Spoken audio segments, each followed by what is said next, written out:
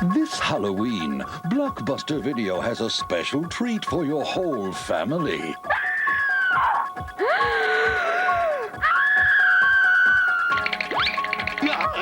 You can take home any of these great Halloween classics for just $7.99. Or rent 2 movies and get them for $3.99. Now, if that's not a reason to scream, what is? Make it a Blockbuster fright.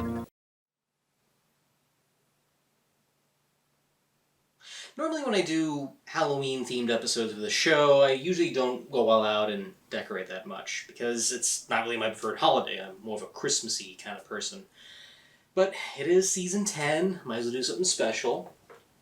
Yet the only thing I could probably think of was acquiring this magic fog machine that I acquired from a flea market not too long ago. Oh well, better see what this baby can do.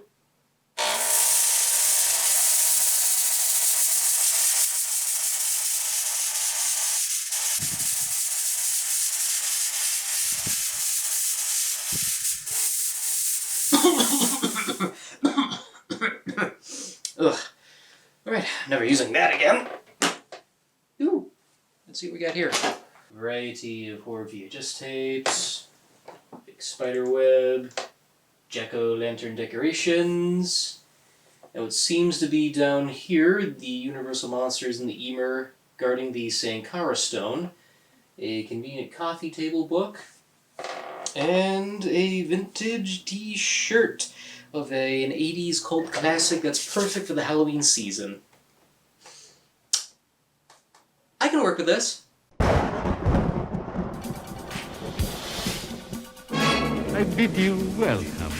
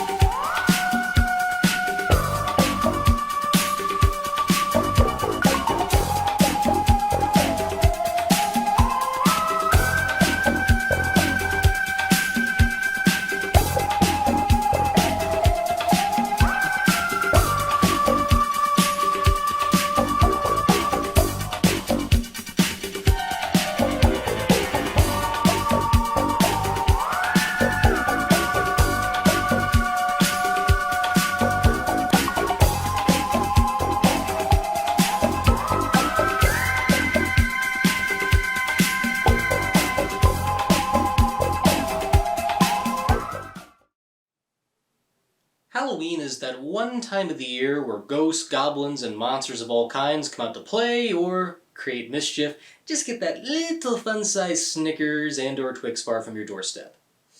In Vaulting's case, I tried to do something special for the season, and this year is no exception. We got 2 Patreon requests and a little something special selected by you, the viewer. But before we get to that, let's take a look at our first Patreon request of the season, and this one comes from Megan Wessels. With her ongoing support, she was able to get a flick of her choice covered right here on the show. I'd like to thank her for her ongoing support, but also for her help provided as well. I know she hasn't appeared too much on the show, but hopefully near the end of this season, I'll try to work something out so she's able to appear. It's been a long time since she's made an appearance, and I feel bad for it, but hopefully her Patreon pick will make up for that. So, with that said, before we begin today's flick, I just want to ask this one tiny, small riddle, if I may. Why are Stephen Sondheim musicals so hard to adapt into a feature film? Even if you've never heard of his name, you might be familiar with Sondheim's work and the songs that come from them. He was influential for reinventing the American musical in the 20th century with his captivating score and poetic lyrics. While there's a good handful of film adaptations of the stage musicals he worked on, there are few that successfully translate his lyrical work perfectly. The biggest challenge I find is translating his complex yet melancholy style to the big screen. Yet, if there was one, at least one, that comes so close to perfectly translating his beautiful, elvish, poetic style from the stage to the screen, it's gotta be this one.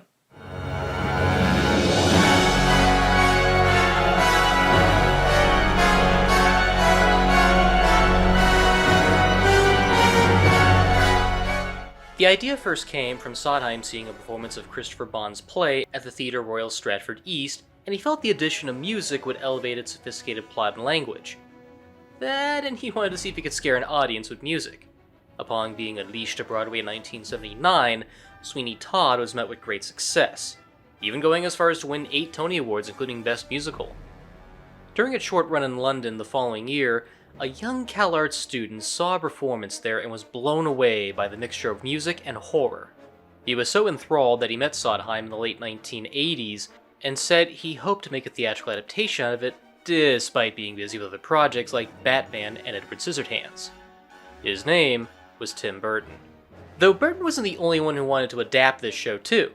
Originally, Sam Mendes of American Beauty and Skyfall was originally helmed to do the job, with the screenplay written by John Logan, who carries film credits that are good, and not so much. However, once Mendes left to work on Jarhead, Burton took over as director once the plug was pulled on his adaptation of Ripley's Believe It or Not, due to its high production costs. From what I researched, Logan's original script was faithful to the stage show, with the ghosts of Todd's victims appearing as a Greek chorus throughout. However, this idea was dropped for 2 reasons. One was due to a filming break so Johnny Depp could look after his daughter who caught a serious illness, leaving little time to film such material. During that break, Burton decided to drop that idea as a whole, given moments like that would have slowed the pace down. Even if some aspects of the show were reworked for the movie, Stephen Sondheim was on standby to approve any changes or alterations, knowing the difficulty of movie musical adaptations. Before we press on, I say unto those who dislike this movie to consider this. It was either this project, or pursuing through with Tim Burton's take on Ripley's Believe It or Not. And I'm certain in an alternate universe, Burton got his big budget approved to do an Indiana Jones-style comedy fantasy adventure thing with Jim Carrey starring as Robert Ripley. Johnny Depp Penny Dreadful musical, or something to the equivalency of Ace Ventura Goes to China.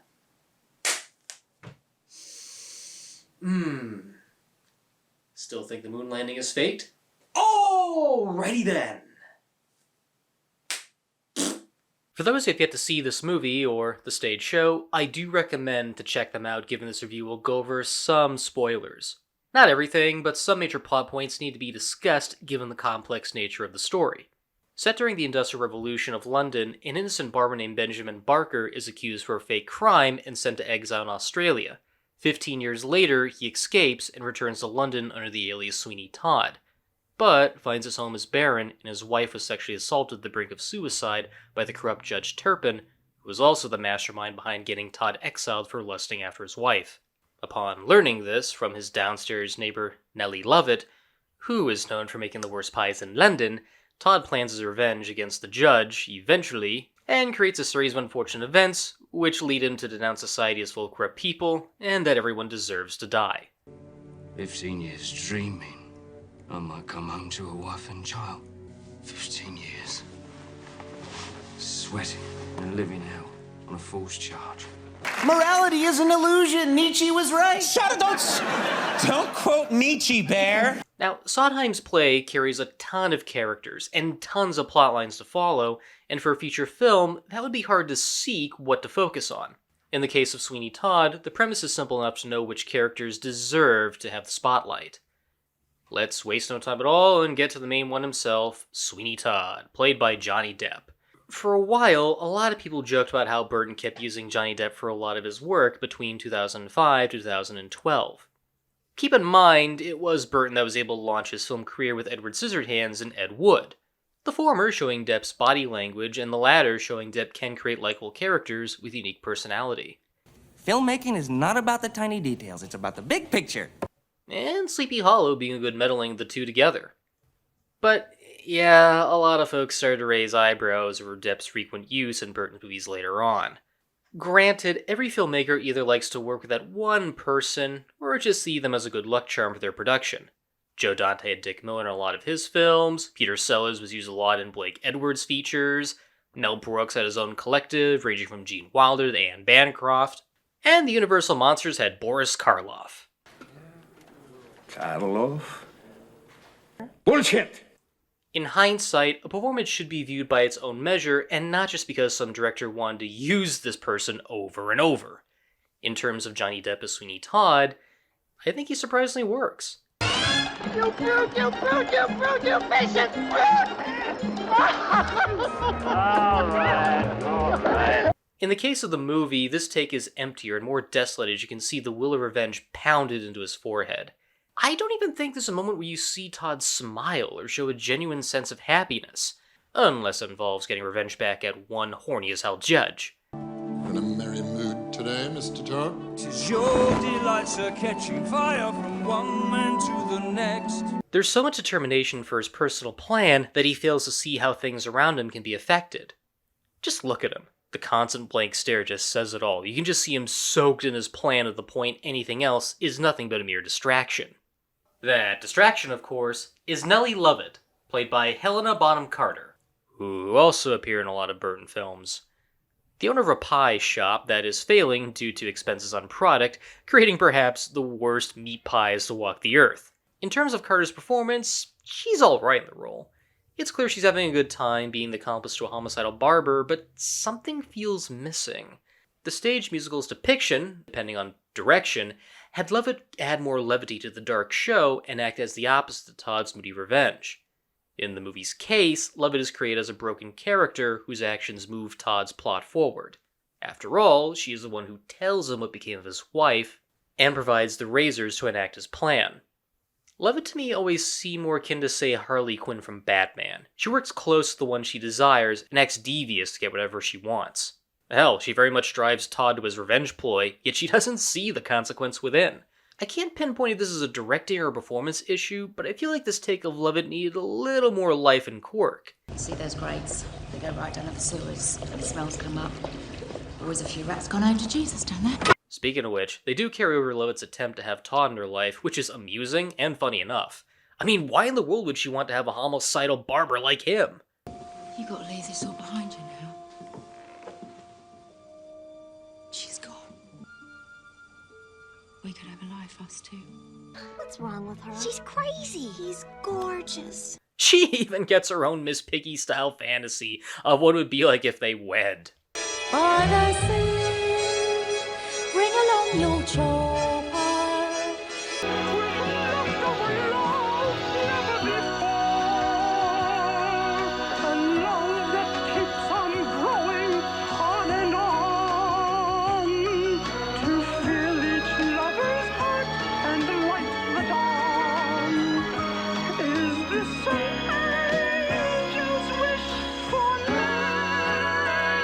Me eyelids a flutter, or turn into butter. The moment I mutter, I do. Take this woman to be your most loyal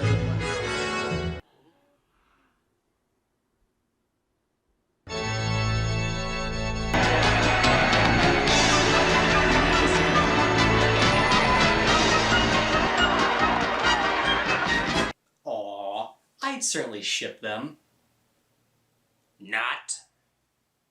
And even as little screen time as they get, I do like Alan Rickman and Timothy Spall's performances as the disgusting Judge Turpin and his demented lackey, Beetle Bamford. I find it ironic how the first third of the movie shows how disgustingly evil these two are, but then they get placed on the back burner while still reminding us how horrible they can be. I feel like Spall was born to play the Beetle, a man who abuses his state of power and thinks he can do whatever he wants. Health regulations and the general public welfare naturally being my duty, I'm afraid I'm going to have to take a look at your bakehouse. Look at this moment when he beats up Anthony with his cane. You can just see how he enjoys his sick kicks. Next time, it'll be your pretty little brains all over the pavement. But Turpin is by far the worst at political corruptness, given he frames a barber just so he can make whoopee with the guy's wife. And he does anything to do that.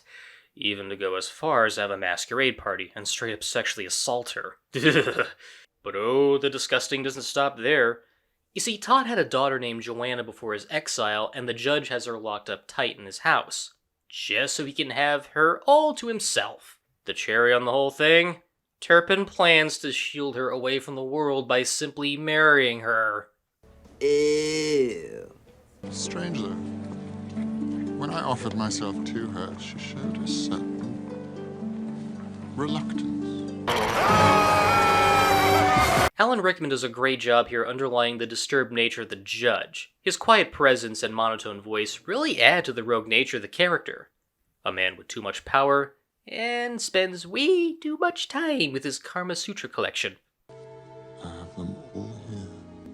Everything you've ever dreamed of doing with a woman. Giggity. There's other side characters too, who play an important part to the tale, but don't outstay their welcome. In fact, if their parts were cut out entirely, you would miss out on major story beats. Sacha Baron Cohen plays a rival barber named Adolfo Pirelli, who was really a con artist that also used to work for Todd. I remember these. And how could I ever forget you, Mr. Barker? As small of a role, this is a big deal given his big comedic scene sends a lot of plot and emotion. Yeah, I wager that I can shave a cheek with 10 times more dexterity than any street mountebank.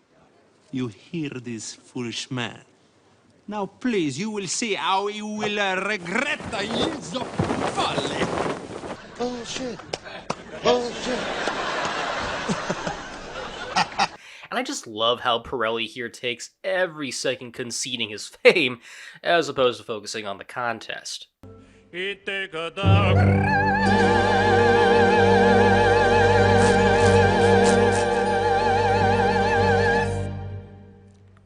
winner is Todd.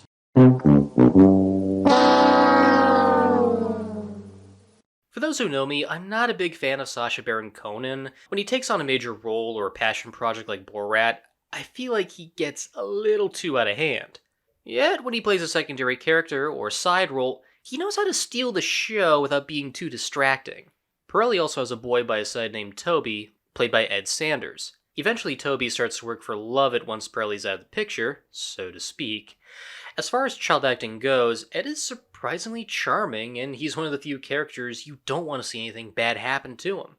Toby just acts along, not knowing the true undertakings, and you feel bad for how he's unaware of the horrific things that go on around him. And once he finds out, you just feel all of his innocence shatter in the manner of a fingernail. No joke intended. If there was one weak link, it would be the film's treatment of Anthony and Joanna. Anthony is the sailor that brings Todd to London at the start of the story and eventually falls for Joanna, who is kept under tight watch by the judge. In the case of the musical, their story parallels Sweeney Todd's lost love and happiness. These are two innocent lovers that fall for each other at first sight and want to escape from it all.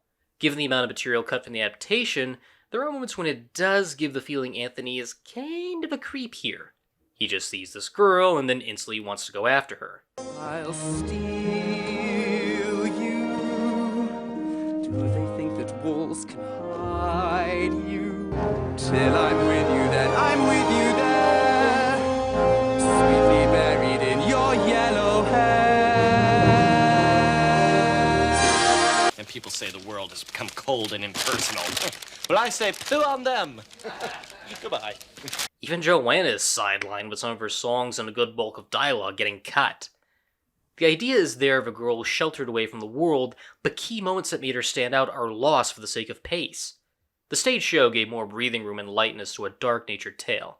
I get it, the title of the movie is Sweeney Todd, and that's where it should be. It's just a shame that some crucial character depth was sacrificed for the sake of plot. But that's not the only thing lost. When we come back from this nostalgia break, we'll take a look at the music, some more changes and alterations that happened, and just exactly how messy the gore got. Stay tuned.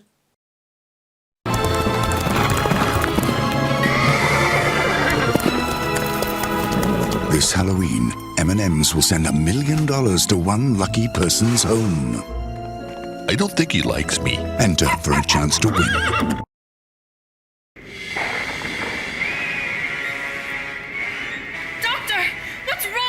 He's in shock. He didn't go to I-Party for all his Halloween stuff. Look, Master, his wallet's empty. Yes, I'm afraid he paid too much. No!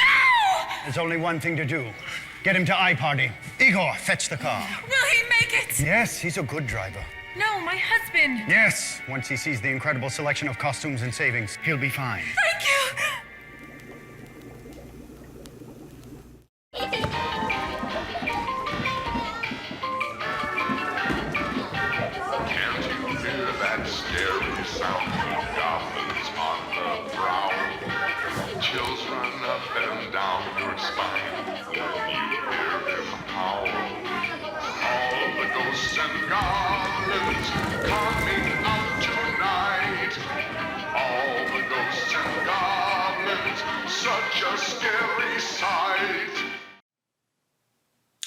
say what you will about this movie, you gotta admit, it was really smart of them to have Stephen Sondheim be part of this production.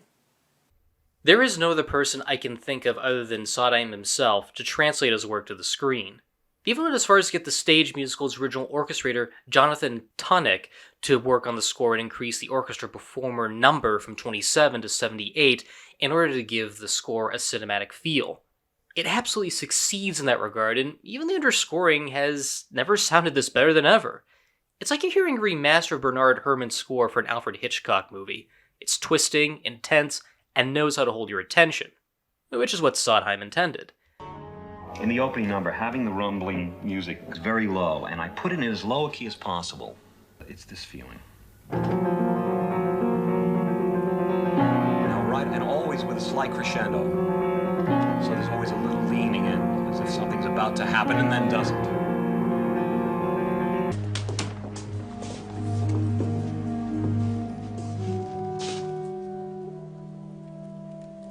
The feeling is of lifting the audience a little bit and then dropping them a little, lifting, dropping. That may seem subtleties that nobody gets, but it creates a mood.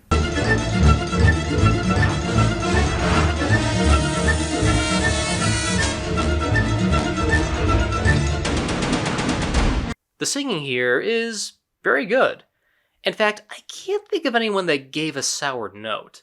Nothing feels phoned in, and everyone treats it like it's a pure opera, which, given the nature of the production, is what it feels like here. My friend, my clever friend. Now, I'm no professional musical critic, but I think Johnny Depp does well here, even if I do prefer if they had someone more operatic in this role. He hits notes fine and doesn't overdo it. He only goes out on the more emotional moments, like Ephibony, which is my favorite song out of the whole musical. This is a complex number that conveys many emotions of Todd as he comes to terms with how crummy life is, vows to kill anyone in society, and grieves what is lost. Because the lives of the wicked should be made brief, for the rest of us death will be a relief. We all deserve to die. Because in all of the whole human race, Mrs. Lovett, there are two kinds of men and only two. There's the one staying put in his proper place, and the one with his foot in the other one's face. No, nor 10 men, nor 100 can assuage me. And I'll never see Joanna. No, I'll never. Johnny Depp communicates that well, and I love how he fantasizes slaying anyone and anything as everyone in London just marches on. It's a great testament how much of a visual medium a movie musical should be. In my opinion, the visuals of a movie musical should add and complement the lyrics being sung. The only one that doesn't work for me is A Little Priest. A lot of the humor is acts, and some of the visuals don't have much of an impact. I feel these two here should be more gleeful of their plan, but instead it's just them looking out the window and salivating at the future victims they rattle off. Is that squire on the fire? Mercy, no, sir, look closer, you'll notice it's grosser. Try the fire, fire destroyer. No, the clergy is really too coarse and too merely. And like I said, there's some comedic beats in here that I really do miss. Nitpicky as it sounds, I can't picture this number without them. How about Rear Admiral? I prefer General. With or without his privates? With his extra? But fortunately, it's also clear that everybody goes down there with fear. This isn't fiddle player, it's piccolo player. How can you tell? It's piping hot. Let's blow on it first. There are some songs that got cut, including the opening number from the stage show, The Ballad of Sweeney Todd, where the ghosts of Todd's victims would come out and tell the audience to attend the tale. They got pretty close to filming it, especially with Christopher Lee hired on as one of the singing ghosts that was also being used as a Greek chorus throughout the film. Unfortunately, before they could do any filming on that scene at all, production halted so they could allow Johnny Depp to focus on his ill daughter. Thus, due to the limited time they had, the sequence was dropped, along with the aspects of Why in the world would people want to be told to attend the tale when they're already watching it? Personally, I'm okay with this cut, even though I know it is quaintly significant to the stage show, but at least it's nice to hear it as musical underscoring, which is pretty neat. And at least they make up for its loss by having it be a pretty unique opening sequence that sets the tone up pretty well.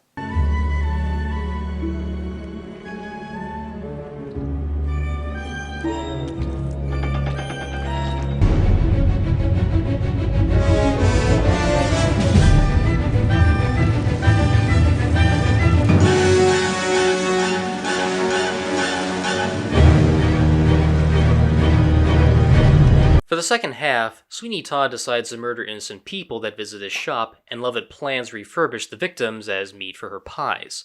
Again, this is very faithful to the stage musical, with some alterations that I'm okay with. The chair Todd utilizes to dump his victims into the cellar is built by himself, which is more fitting, and not so weird as a mail-order chair like in the play. It is here where the movie doesn't hold back on its violence. Todd kills his victims like a standard common thing, and I just like how he sees this as a usual chore that he does daily, while the guy in the chair chokes and is sent down the chute. Of course, given how I do have some viewers of mine that are quaintly squeamish, or a little too young to see these kinds of violent things, so instead I'll give the opportunity to have someone else react for you, just to see what you're missing out on. Hi everybody! So what am I looking at here? He's like singing to him and oh that spots! Oh, that's gotta hurt! Oh my goodness! Wait, where's he going down? Oh man, that must be payable to the cranium. Okay, so he's swinging on the pitch. Oh, look at the Hawaiian punch oozing out of him! Oh, it's so horrible, it's gruesome! Oh, no, not down the pizza shoe! Not another one! Not another one! It's after shaving, but that's oh, that's why! Because he has a wife. Oh, that's why! Because he has a wife and a child there! Note to self, people, when visiting homicide or barbers for a tune-up, always bring women and children. They will save your life. Oh, what's this eerie thing right over here? Oh my goodness, you can see his brain! Alright, that's it. I'm done with all this little wacky millennial shenanigan thingy. And you especially, you will get your just desserts very, very soon with the comeuppance of exposing me to such damaging trauma. You'll get yours soon. You'll get your comeuppance soon. Oh yes, and it will be topped with whipped cream and jello, because that's how all just desserts go. Ooh, ooh, ooh.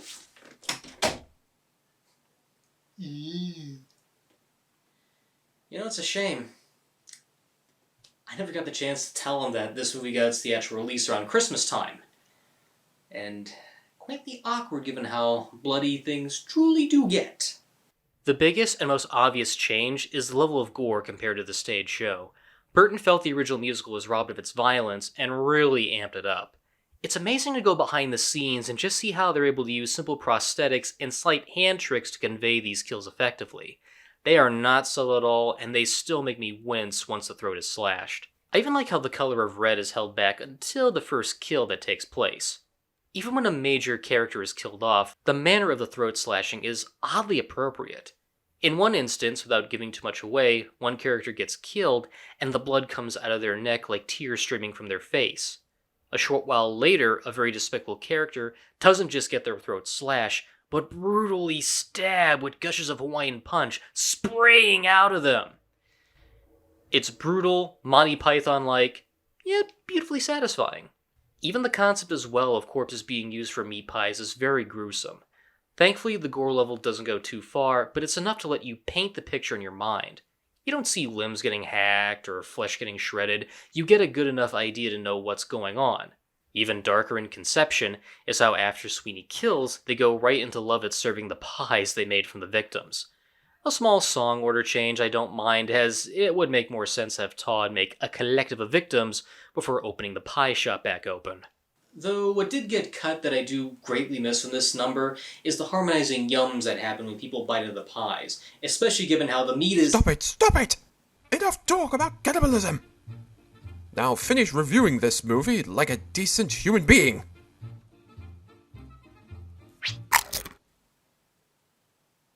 Okay, say no more. But the biggest win of all of this entire adaptation is the ending. It is picture perfect. I won't spoil anything for newcomers, and I certainly won't give it away. All I will say is this. Sweeney Todd does get his revenge, but it comes at a very major cost. For all that time he's so engrossed in his revenge ploy, he fails to see exactly what is right in front of him when it appears right in front of him.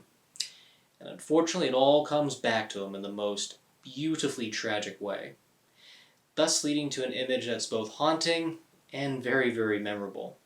Tragic and operatically poignant, as it mirrors and echoes those lyrics by Steve Sondheim that still give a shiver down my spine.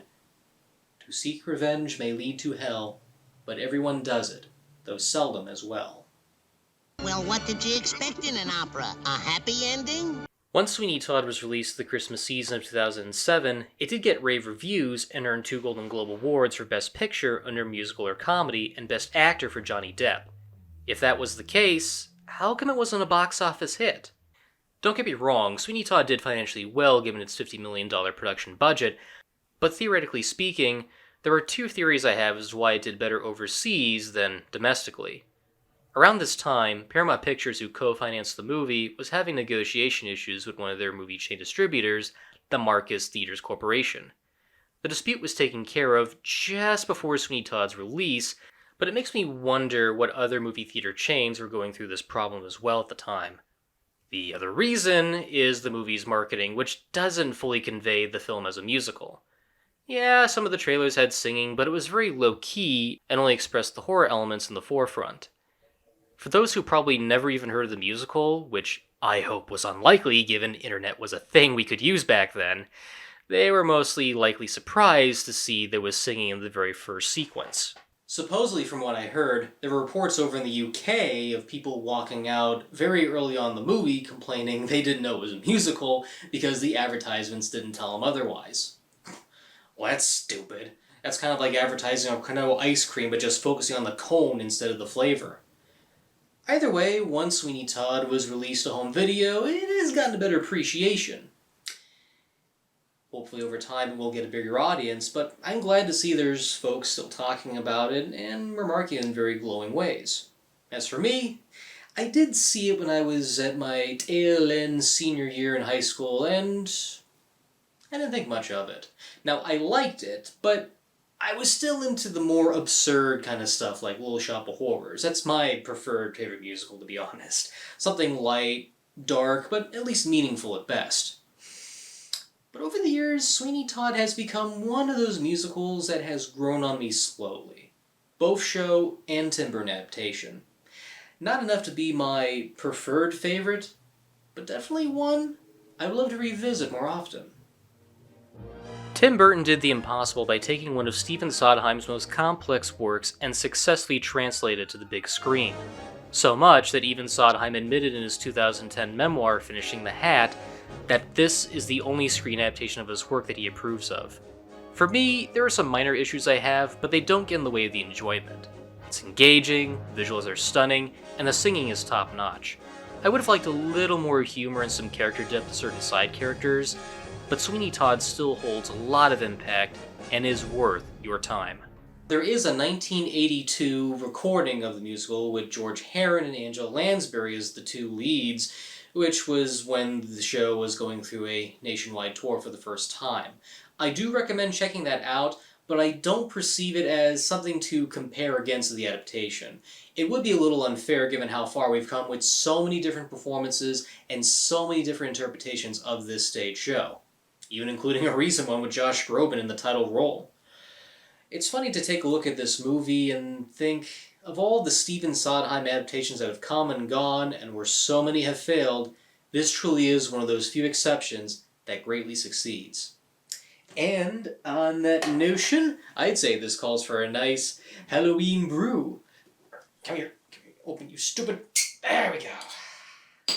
Ah. Non-alcoholic butterscotch beer. Stop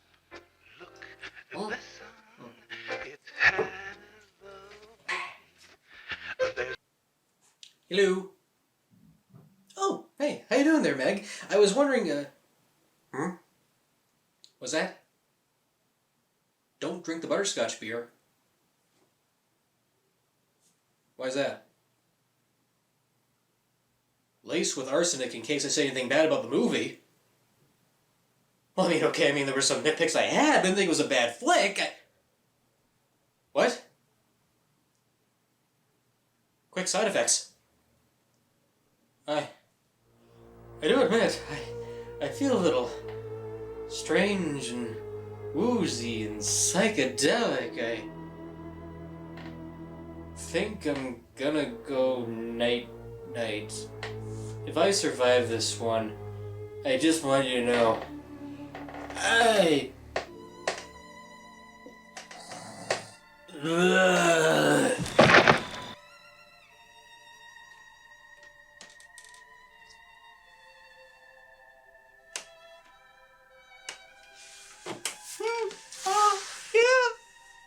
had to do it. There was no other choice. After all, what you did to me was so unspeakable that I had to make sure you were drop dead in your own grave. No one getting scared this Halloween. The tables have finally turned this year. Poetic justice could not be served ever so better. What are you all gawking at? I didn't actually kill him. I just spiked some Hybenol in his little drinky poo over there. He'll be fine by next episode. And this song is called The Little Priest. It's priest. Apple for priest. Is it really good, sir? It's too good, at least. Then again, they don't commit sins of the flesh, so it's pretty fresh. An awful lot of fat, only where it's snatched. How much got poet, or something like that? Well, you see, the trouble with poet is how do you know it's deceased? Try to lawyer's rather nice. It's for a price. Order something else though to follow, since no one should swallow it twice. Anything that's lean. Well, and if you're British and loyal, you might enjoy Royal Marine. Anyway, it's clean. Oh, of course, it tastes so wherever it's been. It's that squire on the fire. Mercy, no, sir, look closer. You'll notice it's grosser. Look thicker, more like vicar. No, it has to be grosser. It's green. The history of the world, my love. Say, my great, my relatives' favors. Is those below serving those up above? Everybody shaves, so there should be plenty of flavors. How gratifying people wants to know that those above serve those down below. I'll come again when you have judge on the menu. Sure, we don't have judge yet. But would you settle for the next best thing? What's that? She said, hey. Charity toward the world, my friend. Yes, yes, I know. We'll take the customers that we can get. My boy, we'll not discriminate great.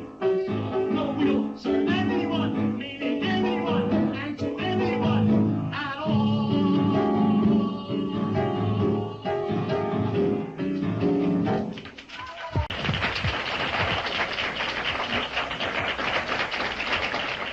Todd is responsible for dispatching each of those in turn and putting them in the chair and sending them down the chute to the cellar. Not too much. What? Don't tell him. Don't tell the end? All right, okay. See, that's not okay. That's it. So we won't. All right, we won't tell you the end. Why is it slashing them and singing at the same time? This is not exactly how a murder mystery dinner should even go. And I realize there's wool in my mouth. Now that I think about it, maybe I should have made this a Christmas episode instead of a Halloween episode. Oh well, live and learn. Stu Miley has been dropped into a whole new world. Hello? Am I dead? Where dreams Now this is living. are real. And Monkey Bone is your guide. How was he? Oh, baby. From the director of The Nightmare Before Christmas, Brendan Fraser, Bridget Fonda, Chris Kattan. Monkey Bone, rated PG-13. Cut. My reaction to the film is that, unlike almost all musical movies, in fact, I'd say all musicals made from stage, musicals that I've seen, all the movies made from stage musicals that I've seen, I would say that this is really a movie based on a musical. This is not simply, as all the others are, a film of the stage musical. Even when they take certain liberties, as with the movie of Cabaret, for example, they're essentially, it's a film of the stage musical. There is the amount of time spent on a number is the amount of time spent on the stage number. Very seldom are numbers cut down or reshaped to fit the film. The film films the number as written on the stage. That's not the case here. Numbers have been reshaped, changed, cuts have been made, little sections rewritten to make it the movie and not merely a film of the stage musical. That's the essential difference, I think, between this movie musical and others based on stage musicals. I'd say the epiphany, without giving anything away, what happens during the epiphany, I think, is just really, really brilliant. What Tim and John Logan did. Yeah, I'd say that's certainly a high point for me.